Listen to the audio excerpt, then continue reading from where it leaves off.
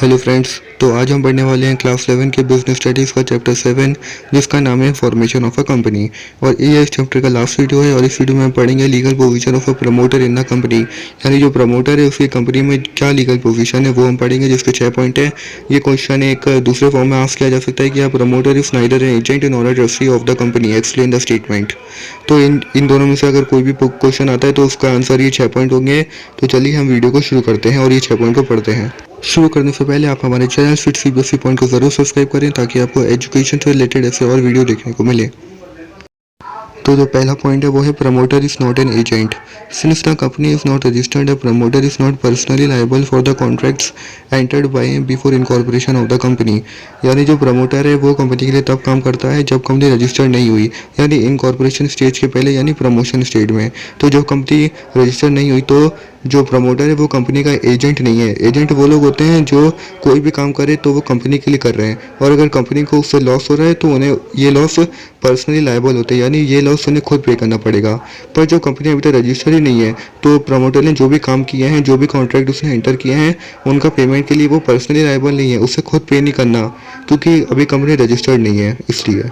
तो overall promoter जो है वो कंपनी का एजेंट नहीं है। सेकेंड पॉइंट है वो है promoter is not a trustee. Promoter has a fiduciary relationship, that is a relationship of utmost good faith with the company. यानी जो प्रमोटर और कंपनी का रिलेशनशिप होता है वो फिड्यूशियरी रिलेशनशिप है, यानी दोनों के बीच में गुड फेथ होना चाहिए, यानी एक दूसरे से उन्हें कुछ नहीं छुपाना चाहिए। He should not make any secret profit in the dealings, and if he makes profit then it should be disclosed to the company. तो उसको कोई जो प्रमोटर होता है उसे कोई प्रॉफिट नहीं करनी चाहिए, कोई भी डीलिंग्स का कोई भी कॉन्ट्रैक्ट में उसे खुद का प्रॉफिट सीक्रेटली नहीं करना चाहिए। अगर वो प्रॉफिट कर रहा है तो उसको भी कंपनी को उसे डिस्क्लोज कर देना चाहिए, क्योंकि जो रिलेशनशिप है वो फिड्यूशियरी रिलेशनशिप होता है दोनों के बीच में। थर्ड है वो है not entitled for expenses incurred.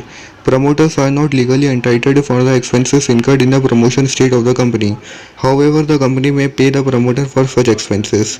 यानी जो भी एक्सपेंसेस प्रमोशन स्टेज में हुए हैं उन सब का पेमेंट करने के लिए प्रमोटर लीगली एंटाइटल्ड नहीं है। यानी जो प्रमोटर उन सब जो भी उसने कॉन्ट्रैक्ट किए हैं, जो भी उसने काम किया है और उसमें जो भी एक्सपेंसेस हुए हैं, वो जो प्रमोटर है लीगली उसे पे नहीं करना है। जो कंपनी है वो उसे प्रमोटर को कुछ पैसे दे सकते हैं इन एक्सपेंसेस के लिए, और फिर प्रमोटर इन एक्सपेंसेस को पूरा पे कर सकता है। फोर्थ है वो है रिमोनरेशन। द कंपनी में remunerate the promoter by paying a lump sum payment और commission to the promoter for the work done by him. तो जो भी वर्क प्रमोटर एक कंपनी के लिए करता है प्रमोशन स्टेज में, उन सब के लिए जो कंपनी है उसे रिमोनरेट करना चाहिए, उसे सैलरी देनी चाहिए। या तो वो पूरी उसको एक साथ दे सकते हैं या उसे कमीशन दे सकते हैं, जो भी वो काम करे उसके लिए। फिफ्थ है वो है allotment of shares for debentures.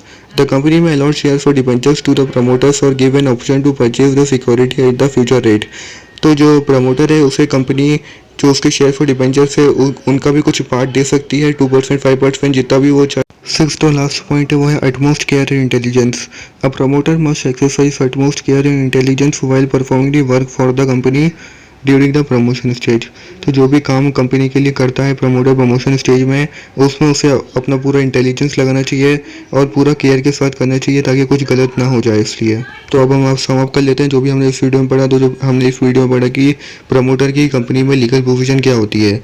तो जो promoter is not a agent, तो प्रमोटर कंपनी का कोई एजेंट नहीं है कि जो भी अकाउंट के लिए वो पर्सनली लायबल है, यानी उसको खुद को पेमेंट करनी पड़े, क्योंकि कंपनी अभी तक रजिस्टर्ड नहीं हुई। और अगर कंपनी रजिस्टर हो जाती है उसके बाद अगर वो कॉन्ट्रैक्ट वही लेता है तो वो पर्सनली लायबल होगा उसका पेमेंट के लिए। सेकंड वो है promoter is not a trustee.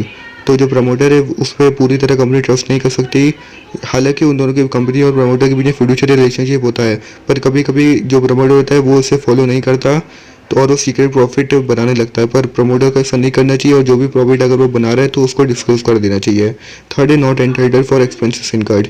जो भी एक्सपेंसेस हुए हैं प्रमोशन स्टेज में प्रमोटर से, उन सब का पेमेंट करने के लिए वो लीगली एंटाइटल्ड नहीं है, उन सब का पेमेंट कंपनी को करना चाहिए और प्रमोटर को इन सब के लिए उसे प्रमोटर को रिमोनेट करना चाहिए। यह है फोर्थ पॉइंट। या तो वो उसे एक साथ पूरा रिमोट कर दे या उसे कमीशन देते रहे। फिफ्थ है वो है अलॉटमेंट ऑफ शेयर्स और डिबेंचर्स, और वो प्रमोटर है उसे कुछ शेयर्स और डिबेंचर्स को भी अलॉट कर सकते हैं। और सिक्स्थ है एटमोस्ट केयर एंड इंटेलिजेंस, यानी प्रमोटर जब भी काम करे कंपनी के लिए तो उसे पूरी केयर और इंटेलिजेंस लगा के करना चाहिए ताकि कोई गलती ना रह जाए।